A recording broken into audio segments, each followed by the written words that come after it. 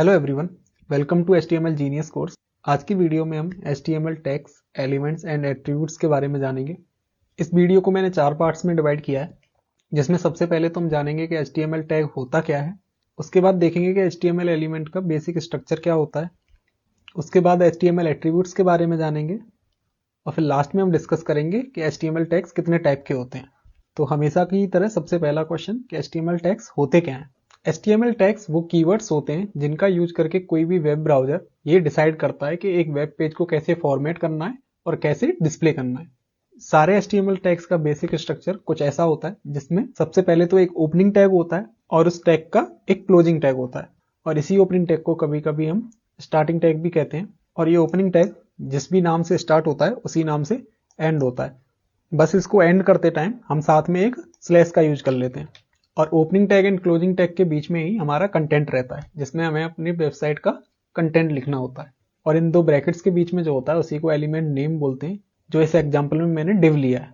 और इन तीनों को मिलाकर हम इस पूरे को एक एलिमेंट बोलते हैं। इसको कभी कभी हम एलिमेंट भी बोल देते हैं और इसी को टैग भी बोल देते हैं। और जब हम जावास्क्रिप्ट में कोड कर रहे होते हैं तो इसी एलिमेंट को नोड कहकर भी रेफर करते हैं। तो इस कोर्स में आगे जब भी मैं एलिमेंट, टैग या फिर नोड, इन तीनों में से किसी एक का भी यूज करूं तो आप समझ जाइएगा कि मैं इस एलिमेंट के बारे में बात कर रहा हूं। एलिमेंट के साथ ही हमारे आते हैं एट्रीब्यूट्स। किसी भी एलिमेंट को एक्स्ट्रा इन्फॉर्मेशन प्रोवाइड कराने के लिए हम एट्रीब्यूट्स का यूज करते हैं। और एट्रीब्यूट्स जो होते हैं उन्हें हमेशा ओपनिंग टैग के अंदर ही लिखा जाता है। और जब भी हम एट्रीब्यूट्स को लिखते हैं तो उन्हें हमेशा नेम एंड वैल्यू के पेयर में ही लिखा जाता है, जिन्हें आप की वैल्यू पेयर भी बोल सकते हैं। एक बेसिक एलिमेंट जो होता है वो एट्रीब्यूट्स के साथ कुछ ऐसा दिखता है, जिसके अंदर हमने स्टार्टिंग टैग के अंदर ही अपने इस एट्रीब्यूट को डिफाइन किया है। और एट्रीब्यूट को लिखते टाइम हमें हमेशा इस सिंटैक्स को फॉलो करना पड़ता है, जिसमें ओपनिंग टैग के अंदर सबसे पहले एक स्पेस देनी होती है। उसके बाद हमें अपने एट्रीब्यूट के नेम को लिखना होता है। उसके बाद हमें इक्वल टू लगाना होता है। और उसके बाद जो भी हमारी वैल्यू होती है उसे हम कोट्स के अंदर लिख देते हैं। और हम एक एलिमेंट के अंदर मल्टीपल एट्रीब्यूट्स को डिफाइन कर सकते हैं। और जब भी हमें किसी भी नए एट्रीब्यूट को डिफाइन करना होगा हम इसी सेम स्ट्रक्चर का फॉलो करेंगे। पहले एक स्पेस, फिर हमारे एट्रीब्यूट का name equal to, then quotes के अंदर उस एट्रीब्यूट की वैल्यू। और आपको समझाने के लिए मैंने एक पैराग्राफ एलिमेंट का एग्जांपल लिया है, और इस तरीके से हम अपने एट्रीब्यूट को इसके अंदर यूज कर सकते हैं। यहाँ पर मैंने एक आईडी एट्रीब्यूट को यूज किया है, और आईडी एट्रीब्यूट का यूज हम किसी भी एलिमेंट के यूनिक आइडेंटिफायर की तरह करते हैं। मतलब कि कोई भी एक आईडी जो होगी वो बस एक ही एलिमेंट को मिल सकती है। और एट्रीब्यूट की वैल्यू को लिखते समय हम double quotes and single quotes दोनों का यूज कर सकते हैं। जैसे कि मैंने आपको अभी बताया था, किसी भी एलिमेंट का बेसिक स्ट्रक्चर कुछ इस तरीके का होता है, जिसमें सबसे पहले एक ओपनिंग टैग होता है। और जब भी हम किसी एक एलिमेंट का ओपनिंग टैग लिखते हैं तो उस एलिमेंट का क्लोजिंग टैग लिखना भी जरूरी होता है, तभी जाकर वो एक वैलिड एलिमेंट बनता है। लेकिन HTML के अंदर कुछ सेल्फ क्लोजिंग टैग्स भी होते हैं, जिन्हें कुछ इस तरीके से लिखा जाता है, जिसमें हम ओपनिंग टैग के अंदर ही टैग का नाम लिखने के बाद एक स्पेस देते हैं और स्लैश लगाकर उस टैग को क्लोज कर दिया जाता है। सेल्फ क्लोजिंग टैग का सबसे अच्छा एग्जांपल एक इमेज टैग होता है। इसके अंदर आप देख सकते हैं कि हमने इसे एक स्लैश का यूज करके क्लोज किया है, और वहीं पर इसके अंदर हमने सोर्स एट्रीब्यूट का भी यूज किया है, जिसकी वैल्यू hello.png है। मतलब कि जब भी हम इसको यूज करेंगे तो हमारे ब्राउजर के अंदर ये इमेज डिस्प्ले हो जाएगी। हमने HTML टैग्स एंड एट्रीब्यूट्स के बारे में तो जान लिया। चलिए अब जानते हैं कि HTML टैग्स कितने टाइप के होते हैं।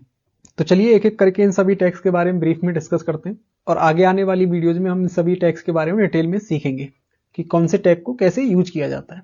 सबसे पहले आते हैं स्ट्रक्चरल टैग्स। तो जैसे कि इसके नाम से ही क्लियर है, स्ट्रक्चर टैग का यूज हम किसी भी HTML फाइल के स्ट्रक्चर को डिफाइन करने के लिए करते हैं। इसमें सबसे पहले आता है HTML टैग। HTML टैग जो होता है वो किसी भी HTML फाइल का रूट एलिमेंट होता है, और इसी के अंदर पूरा HTML का कोड लिखा जाता है। इसके बाद आता है हेड टैग, जिसका यूज किसी भी वेब पेज की मेटा इन्फॉर्मेशन को डिफाइन करने के लिए किया जाता है। हेड टैग के अंदर title tag, Meta tag and link tag आते हैं। और इसी के साथ अगर हमें कोई स्टाइल शीट जाने के CSS या फिर कोई फॉन्ट्स वगैरह ऐड करने होते हैं तो उन्हें भी हम हेड टैग के अंदर ही करते हैं। उसके बाद आता है टाइटल टैग, जिसका यूज हम किसी भी वेब पेज के टाइटल को डिफाइन करने के लिए होते हैं। और जब भी हम किसी भी वेब पेज को ओपन करते हैं तो यही वाला टाइटल होता है जो हमारे टैब के अंदर डिस्प्ले होता है। फिर आते हैं मेटा टैग, जिनका यूज हम अपने वेब पेज की कैरेक्टर एनकोडिंग और इन्हीं मेटा टैग्स का यूज करके किसी भी वेब पेज की SEO जाने के सर्च इंजन ऑप्टिमाइजेशन को बेटर किया जाता है। और लास्ट में आता है बॉडी टैग। किसी भी वेब पेज पर हमें जितना भी कंटेंट जो दिखता है, जाने के यूजर के लिए जो विजिबल कंटेंट जो होता है वो सब इसी बॉडी टैग के अंदर लिखा जाता है। नेक्स्ट होते हैं हमारे टेक्स्ट फॉर्मेटिंग टैग्स, जिनका यूज हम टेक्स्ट को फॉर्मेट करने के लिए करते हैं। सबसे पहले होता है पैराग्राफ टैग। जब भी हमें वेब पेज पर किसी भी कंटेंट को एक पैराग्राफ की फॉर्म में डिस्प्ले कराना होता है तो हम इस P टैग का यूज करते हैं। उसके बाद होते हैं हेडिंग टैग्स, और ये हेडिंग टैग्स जो होते हैं वो H1 से लेकर H6 तक होते हैं, यानी कि H1, H2, H3, H4, H5 and H6। उसी के साथ इसके अंदर होते हैं emphasis tag, strong tag, underline tag, strike through tag, subscript and superscript tag. उसके बाद नेक्स्ट होता है लिस्ट टैग, जिनके अंदर होते हैं अनऑर्डर्ड लिस्ट, ऑर्डर लिस्ट, और साथ ही इन लिस्ट के आइटम्स को डिनोट करने के लिए LI यानी कि लिस्ट आइटम टैग। उसके बाद होते हैं लिंक टैग्स, जिसके अंदर होता है एंकर टैग।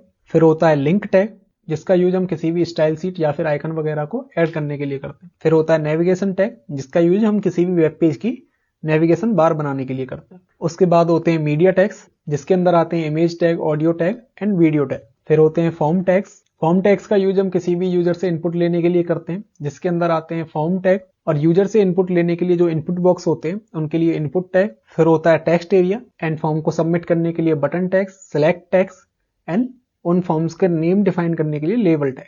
फिर आते हैं टेबल टैग, जिसके अंदर होता है टेबल टैग, टेबल की रो डिफाइन करने के लिए TR यानी कि टेबल रो टैग, और टेबल के हेडर्स जो होते हैं उनको डिफाइन करने के लिए TH टैग, और in table row and column के अंदर जो डेटा होता है उसको डिफाइन करने के लिए TD यानी कि टेबल डेटा टैग।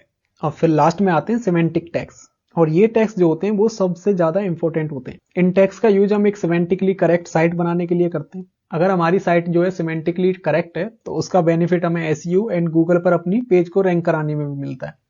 इसके अंदर होते हैं हेडर टैग, जिसका यूज वेब पेज का हेडर बनाने में करते हैं। उसके बाद होता है फुटर टैग, जिसका यूज फुटर बनाने के लिए करते हैं। फिर आता है सेक्शन टैग। सेक्शन टैग का यूज किसी भी पेज का एक स्पेसिफिक सेक्शन जो होता है उसको डिफाइन करने के लिए किया जाता है। उसके बाद होता है article tag and aside tag. अगर आपको कोई भी टैग समझ में नहीं आया है या फिर कोई कंफ्यूजन है तो टेंशन लेने की कोई जरूरत नहीं है, क्योंकि अभी हमने इन सारे टैग्स को बस ब्रीफ में देखा है। आगे आने वाली वीडियोज में हम इन सभी टैग्स के बारे में एक एक करके डिटेल में जानेंगे, और साथ ही साथ इन सभी का कोड भी लिखेंगे और ये भी देखेंगे कि इन्हें कब कैसे यूज करते हैं। नेक्स्ट वीडियो में हम जानेंगे कि HTML फाइल का बेसिक स्ट्रक्चर क्या होता है, और साथ ही हम अपनी फर्स्ट HTML फाइल भी क्रिएट करेंगे। आई होप कि ये वीडियो आपको पसंद आई होगी। अगर वीडियो अच्छी लगी हो तो वीडियो को लाइक जरूर करें और कमेंट करके जरूर बताएं कि ये वीडियो आपको कैसी लगी।